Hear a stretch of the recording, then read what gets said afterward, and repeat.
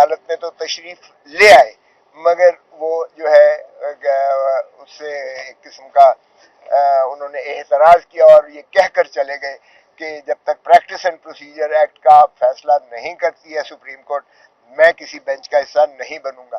اور سردار طارق مسعود صاحب بھی وہ جسٹس سردار طارق مسعود صاحب وہ بھی ان کے ہم نوا ہوئے.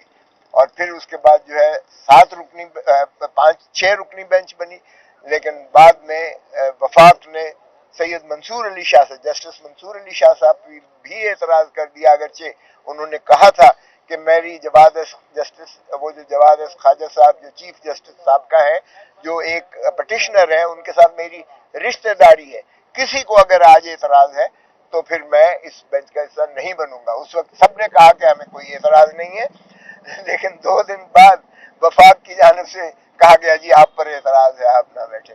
تو ہم نے سب نے عجب قسم کی جو ہے ہم نے برہمی کا اظہار بھی کیا لامحالہ احتجاج بھی کیا کہ جی یہی بات کرنا تھی. تو جب جج صاحب نے خود کہا اسی وقت کہنا تھا یہ 2 دن ضائع کرنے کی کیا ضرورت تھی. تو باہر کیا اس وقت جو ہے سرکار جو ماشاءاللہ پی ڈی ایم کی سرکار تھی انہوں نے اس کو طوالت کرنا ان کا مقصود تھا. تو اس کے بعد وہ جو ہے 5 رکنی بینچ بنی جس کی سربراہی خود چیف جسٹس صاحب کر رہے تھے. اعجاز الحسن صاحب تھے جسٹس منصور علی شاہ صاحب تو اس میں سے ریکیوز کر گئے اور باقی 3 ججز. تو پھر انہوں نے جج صاحب تو چیف جسٹس صاحب ریٹائر ہو گئے ہماری تمام تر کوشش کے باوجود کہ یہ جو 102 اس وقت تھے اب 104 ہیں جو اس وقت ان کی تحویل میں. ہم نے کہا ان کی اذیت اور کرب کو دیکھیے گا ان کی خانوادہ جو ہے وہ تکلیف میں ہے اذیت میں ہے ان کا کوئی پتہ نہیں ہے پرسان حال نہیں ہے وہ کہاں کس حال میں رکھے گئے ہیں ان کو وکیل سے ملاقات کی نہیں ہوتی ہے. یہ ملٹری کورٹ تو کورٹ ہی نہیں ہے ان کا جو ٹرائل ہے یہ انسانی حقوق سے بھی جو ہے ماورا اور متصادم ہے. لیکن باہر کیف جسٹس عمر عطا بندیال صاحب چیف جسٹس فیصلہ نہ کر سکے جو بھی وجوہ ہے. اور اس کے بعد جو ہے جسٹس قاضی فائز صاحب تشریف لے آیا چیف جسٹس اور پھر انہوں نے جسٹس سینئر جج اعجاز الحسن صاحب کی سربراہی میں 5 رکنی بینچ میں ہی وہ فیصلہ جو ہے وہ اپنا کارروائی دی جنہوں نے ایک دن پوری سماعت کر کے اور فیصلہ کیا جس میں انہوں نے اس کو کہا کہ یہ ٹرائل نہیں ہو سکتا. تو اس کے خلاف 3 صوبوں نے اور وفاق نے اور ڈیفنس منسٹری نے علیحدہ علیحدہ اپیلیں کر رکھی تھی. ان کو انٹرا کورٹ اپیل کہتے ہیں. تو اس کے مختلف نمبر لگے ہوئے تھے. تو سبھی نے تقریباً کہا کہ جی ہمارا پرائیویٹ وکیل جو ہے خواجہ حارث صاحب وہ بحث کریں گے. ہماری جانب سے یہ ہوا کہ جناب پرائیویٹ وکیل یہ رکھ کیسے سکتی ہے سرکار بہت سارے فیصلہ جات ہیں. خود چیف جسٹس قاضی فائز عیسیٰ صاحب کا فیصلہ موجود ہے کہ یہ نہ صرف سرکاری خزانے کا ضیاع ہے موٹی موٹی فیسیں لینا پرائیویٹ وکلاء کو سرکاری جو محکمے کے ہیں جبکہ اٹارنی جنرل موجود ہے. ایک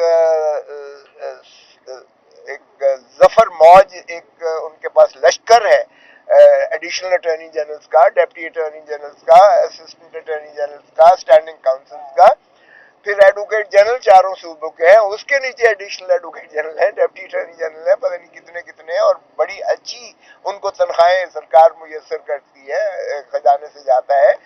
اور مقصد یہی ہوتا ہے کہ جو ہے چوٹی کے وکیل رکھے جاتے ہیں. میں خود اٹارنی جنرل رہا ہوں مجھے ان چیزوں کا ادراک ہے لیکن باہر کیف ہماری اس بات کی پذیرائی نہ کی گئی. پھر جسٹس جواد خواجہ صاحب نے اعتراض کر رکھا تھا سپریم کورٹ میں تحریراً کہ جسٹس سردار طارق مسعود صاحب اس بینچ سے اپنے آپ کو علیحدہ کر لیں اس میں بینچ نہ بیٹھیں وہ سربراہ تھے اس بینچ کے. تو ان کی یہ لکھا گیا کہ یہ اس ٹرائل کا حصہ تھے جو سماعت جس میں اپیل اب آئی ہے اس کا یہ حصہ تھے.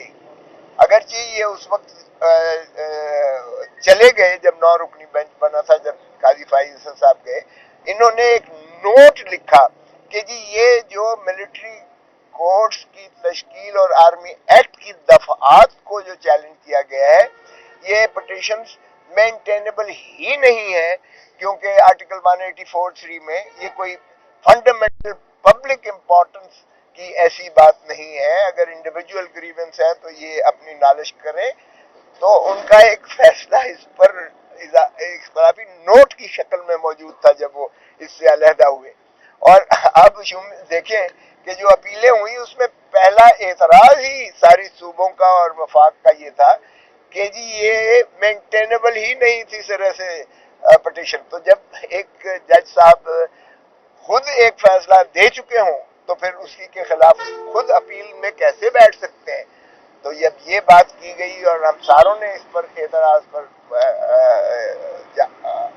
تو ہوا تھا جواد خواجہ صاحب کی طرف سے، مگر میں نے اعتزاز احسن کے وکیل کی حیثیت سے سپریم کورٹ بار کے عابد زبیری صاحب نے اعتراض کیا اور دیگر سلمان صفدر صاحب نے اعتراض کیا. ہم سب نے جو وکلاء تھے جن کو ڈیفینڈنٹ بنایا گیا تھا یعنی ریسپونڈنٹ بنایا گیا تھا، ہم نے ساروں نے اپیل کیا جی پہلے آپ اپنا تو تعین کر لیجئے گا کہ آپ کو بیٹھنا بھی ہے کہ نہیں، کیونکہ اگر آپ چلے جاتے ہیں تو پھر 6 ججز رہ جاتے ہیں 5 ججز رہ جاتے ہیں. تو 5 ججز کے فیصلے کے خلاف اپیل سن ہی نہیں سکتے.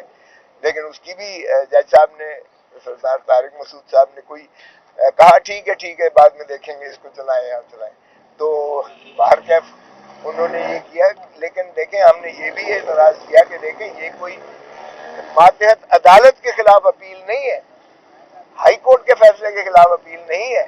یہ تو سپریم کورٹ کے ان 5 ججز کے خلاف ہے، ان فیصلے کے خلاف ہے جو آپ کے ہم واللہ ہیں، کیونکہ ججز سپریم کورٹ کے سبھی برابر ہیں. تو ان کا تفصیلی فیصلہ تو آنے دیجئے گا. ابھی تو تفصیلی فیصلہ آیا ہی نہیں ہے، تحریر ہی نہیں ہوا ہے.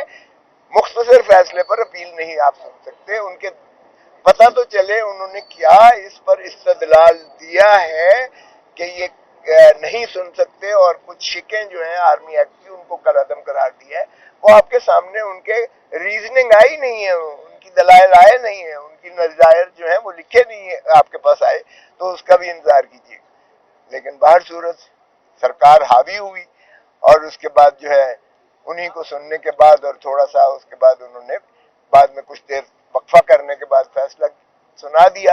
اور اپیلیں تو خیر ایڈمٹ کی اور ہمیں نوٹس دے دیا. ہم تو موجود تھے، نوٹس ہم نے خیر ایکسیپٹ کرنا ہی تھا. لیکن اس فیصلے کو بھی معطل کر دیا، اگرچہ یہ کوشن ضرور رکھا کہ حتمی فیصلہ نہیں ہوگا. اور اس میں جسٹس مسرت ہلالی جو پشاور سے آئی ہوئی ہیں، chief justice Peshawar high court کی اور جو اب سپریم کورٹ کی جج صاحبہ ہیں، انہوں نے اختلاف کیا، اس سے اختلافی ہے. سو یہ 5-1 کی ریشو سے اس کو جو ہے وہ اسٹے دیا گیا. میری نظر میں اگر آپ پی ڈی ایم کی تو سارا دیکھتے ہو تو انہوں نے کہا جی یہ 4-3, 3-2, 5-9 وہ تو انہوں نے اس میں کیا رکھا. میں سمجھتا ہوں یہ جو اسٹے دیا گیا ہے یہ مؤثر نہیں ہے. مؤثر اس لیے نہیں ہے کہ 5 ججز وہ بھی اسی عدالت کے ہیں جو فیصلہ دے چکے، اور چھٹی مسرت ہلالی نے بھی انہی کے ساتھ ہم نوائی کی ہے. سو وہ 6 ہو گئے اور یہ 5 ججز ہیں. تو جب 6 ججز ایک طرف ہیں تو 5 ججز کا فیصلہ کیسے پریویل کرے گا؟ یعنی کس طرح یہ خوش ہو رہے ہیں. لیکن چونکہ اس وقت بلڈوز کیا جا رہا ہے ہر چیز اور عدالت کے فیصلے نہیں مانے جا رہے ہیں، تو مجھے لگتا ہے کہ پھر دیکھیں ایک اور کنٹروورسی، ایک اور جو ہے یہ ایک ایشو جو ہے یہ اس کا یقیناً ارائز ہوگا اور دیکھتے ہیں کیا ہوتا ہے. باہر آج کی اب چونکہ چودھری اعتزاز احسن صاحب بھی اس وقت میرے ساتھ تھے پٹیشنر کی حیثیت سے، سلمان راجہ صاحب بھی ساتھ تھے، تو وہ بھی آج میرے ساتھ ہی وہیں سے سپریم کورٹ سے سیدھا ہم یہاں آئے. اور آج یہاں کیس لگا ہوا تھا توشہ خانے کا کیس جو ہے اکاؤنٹیبلٹی کورٹ کے جج بشیر صاحب کے پاس. بشیر صاحب ماشاءاللہ کافی سال سے ریٹائرمنٹ کے بعد ان کو ایکسٹینشن دی جا رہی ہے، تو شاید ان کو کچھ لوگ کچھ مقتدر حرکوں کو پسند ہیں، شاید ان کو جو بھی ہے. پہلے انہوں نے نواز شریف کو سزا بھی کیا، اب وہ اس سزا کو ایک ساری اسٹیبلشمنٹ کے بدلنے کے بعد کہا گیا کہ وہ سزا ہی غلط تھی اور وہ تھے ہی بے گناہ. تو وہ اس کیس میں العزیزیہ کیس انہوں نے فیصلہ نہیں کیا تھا جس میں اگلے دن 7 سال والے کو بری کیا گیا، بلکہ 10 سال وہ جو تھا اس میں پارک لین والا، اس جی ایون فیلڈ والا کیس فیصلہ بشیر صاحب نے ہی کیا تھا جو سزا دی، لیکن وقت کی بات ہے، آج ایک مختلف وقت ہے، اب اس وقت ہم کٹہرے میں، اور کل ایک اور ہم نے مذاق دیکھا، بلکہ آج ہی دیکھا ہم نے، ایک وزیر اعظم 40 سال بعد اس کو انصاف شاید ملنے جا رہا ہو، ذوالفقار علی بھٹو صاحب کا، وہ 12 سال کے بعد کیس نکلی جو پریزیڈنشل ریفرنس ہے، جنوری میں چلی گئی، دوسرے وزیر اعظم صاحب کو اس طرح دھڑا دھڑ بیلیں مل رہی ہیں اور وہ بالکل صاف ستھرے ہو کر وہ جو ہے ماشاءاللہ اپنا چوتھی مرتبہ وزیر اعظم بننے کا خواب دیکھ رہے ہیں، اور ایک تیسرے وزیر اعظم ہے جو اس وقت آپ کے سامنے اڈیالہ جیل میں ماشاءاللہ کیس بھگت رہے ہیں، 4 مہینے سے یہاں پابند سلاسل ہے۔ یہ جانے کب ہمارے ملک میں یہ مذاق ختم ہوگا؟ ہم ریاست کو چلنے بھی دیں گے، ملک کو چلنے بھی دیں گے کہ نہیں؟ ہم یہی کیا حال اور حشر کرتے رہیں گے؟ بھٹو اس ملک کا ہی نہیں ہے، دنیا کا ایک عظیم سیاستدانوں میں اور عظیم سٹیٹس مین میں تھا، جس میں پاکستان کو جس نے ایٹم بام دیا، جس نے ہمارے دفاع کو سیسا پلائی دیوار بنا دیا، جس نے 1973 کا آئین دے کر ہمارا ایک عمرانی ایسا معاہدہ کیا جو پاکستان کی ایک خوشحالی کا ضامن بن سکتا تھا، لیکن ہم نے اسے پھانسی دے کر ماشاءاللہ اس کو اڑا دیا۔ اور اب ایک ایسا جو ہے وزیر اعظم ہے جس نے ایبسلیوٹلی نو کہا اڈے امریکہ کو دینے پر، اور اس کے بعد بھی اسے بھی ڈونلڈ لو کے ہاتھوں میں ڈونلڈ لو نے ایک جو پیغام خیر سے بھیجا تھا ہمارے اسد منیر کو، وہ کوئی عمران خان کو تو نہیں دیا تھا، وہ دینے والوں کو دیا تھا کہ اس کو چلتا کرو عمران خان کو، تب تمہیں امریکہ معاف کرے گا، اور انہوں نے چلتا کیا عمران خان کو۔ آپ نے دیکھ لیا ڈونلڈ لو کا حکم، ظاہر ہے وہ سپر پاور کا حکم متصور کیا، بھٹو کا ہینری کسنگر کا حکم جو ہے تھا کہ ایٹم بم بنانا بند کرو ورنہ عبرت کا نشان بنائیں گے، ہم نے اس کو بھی پھانسی لگا کے لحد میں اتار دیا، اور اسی طرح اب ہم نے عمران خان کو کیا ہوا ہے۔ کیسے ہماری ضرورت ہے؟ غلامی ہمارا توق تو گیا ہی نہیں ہے ہمارے سر سے۔ اور آج جو تھا کاروائی یہاں، میں نے یہ سب عرض کیا انہیں کہ دیکھیں بس کر دیں، ایک لمٹ ہوتی ہے، آپ ملک کو چلنے دیں، خدا را توشے خانے میں سارے وزیر اعظم اور سارے صدور سابقہ ان کا ذرا ریکارڈ دکھوا لیں، ایک مروجہ قانون چل رہا ہے، ایک ضابطہ ہے، ایک ذاچہ ہے، اس کے رولز کے مطابق یہ ہے کہ جو بھی تحفہ ملتا ہے سربراہ مملکت کو یا سربراہ ریاست کو، وہ آ کے وہ ان کا پرنسپل سیکرٹری لیتا ہے، اس کے پاس نہیں ہوتا، وہ خود اٹھائے پھرلا ہوتا ہے، وہ پرنسپل سیکرٹری جو ہوتا ہے یا ملٹری سیکرٹری ہے وہ توشہ خانہ میں ڈپازٹ کرتا ہے۔ توشہ خانہ کا ایک پورا قانون اور نظام ہے، اس میں اپریزر جو ہے اس کی اسیسمنٹ کرتے ہیں، ایویلویٹ کرتے ہیں، قیمت لگواتے ہیں، اس کی قیمت لگوانے کے بعد آفر کرتے ہیں کہ جناب وزیر اعظم صاحب یا صدر صاحب بتائیے گا کیا آپ کو اس میں سے کوئی چیز پسند ہے تو اتنی قیمت دیجیے گا، قانون کے مطابق تو آپ رکھ سکتے ہیں، کوئی رکھتا ہے کوئی نہیں رکھتا ہے۔ مجھے بھی کہا گیا یہ کار جو ہے یہ آپ رکھ سکتے ہیں اتنے پیسے دے کے، میں نے کہا یار اس سے بہتر کار میرے اپنے گھر میں کھڑی ہوئی ہے، وگرنہ میں بھی آج بشیر کے پاس جو ہے کیس بھگت رہا ہوتا، میں نے نہیں لی تھی۔ تو بہرکیف اگر رکھ دی انہوں نے تو نواز شریف نے گاڑی لی، نواز شریف تو ماشاءاللہ چونکہ اس وقت وہ بہت چہیتے ہیں، کسی کی آنکھوں کا تارا ہے، تو وہ تو ان کے خلاف چل نہیں سکتا ہے۔ محترم آصف علی زرداری صاحب نے لی، محترم یوسف رضا گیلانی نے لی، محترم یعنی آپ پرویز مشرف نے لی، ضیاء الحق نے لی، جس کو نام لے لیں سبھی نے جو ہے لیے ہوئے ہیں، باقی تو کسی کو کوئی نہیں پوچھتا ہے۔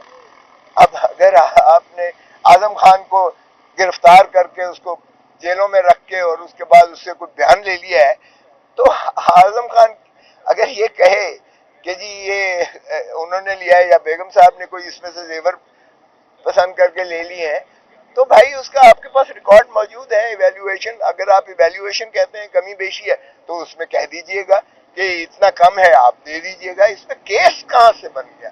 تو اس کیس کو میں نے سیر حاصل بحث کیا ہے، اور ابھی وہ پروسیکیوٹر جواب دے رہے تھے، اللہ کرم کرے گا۔ उस वक्त जब मैं आया हूँ चौधरी साहब की तरह तबीयत ठीक नहीं थी, मैं उनको लेकर आया था, अब मैं लेके जा रहा हूँ, तो इंशाल्लाह ये ठीक हो जाएगा। बाकी केस है, चल रहा है।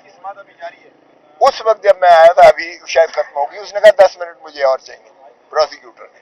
तो ये पोजीशन है इसकी। कोई सवाल है तो बताएं। अच्छा सर, खबरें गर्दिशें कर रही थी कि आप और एतजाज अहसन साहब पीटीआई में शमूलियत करेंगे, ऐलान करेंगे, इस हवाले से क्या कहेंगे? एतजाज की जो दुर्गत बनाई है पीपल्स पार्टी वालों ने, आपने सुन ही लिया है, एतजाज यहाँ खुद कह गया। हाँ, वो मेरे बारे में भी था। ठीक है, अगर आपको हम नापसंदीदा है इस वक्त एतजाज आसन को, तो आपने मना कर दिया, भुट्टो के केस में आप मत जाइएगा, हालांकि खुद उन्होंने मुकर्रर किया हुआ था। मैं इससे पहले कि वो मना करें, मैं आज बड़े इज्जत और एहतराम से, जिसको मैं बहन मानता था, सगी बहनों से ज्यादा, जो मेरे घर ठहरा करती थी और मेरी कायद भी थी, मोहतरमा बेनजीर भुट्टो, उनके कत्ल का केस मैं कर रहा हूँ। जो मोहतरम आसिफ अली जरदारी साहब, उसके टैलेंट है, आपको पता ही है, पिंडी हाई कोर्ट में चल रहा है, वो मैं आज फाइलें निकाल के तो एक मोहब्बतनामा लिख के कहूंगा कि इसकी ऐसी कैफियत में मैं अब अपने आप को वो नहीं, मैं ये मुनासिब नहीं समझता कि ये मैं करूं, मैं आपको वापस भेज रहा हूँ, तो वो कर लें तो बाकी ठीक है। मैं अब आजाद हूँ और इंशाल्लाह एक दो दिनों में मैं